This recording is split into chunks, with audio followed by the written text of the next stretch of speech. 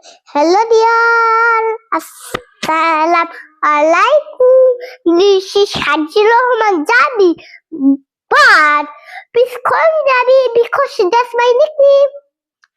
So I'm going to give a presentation on Dhaka city. So let's get started. Dhaka is capital. Dhaka is the capital of Bangladesh. It's a busy city. Traffic is always heavy. Street food is yummy. People are friendly and peaceful. That's all for now.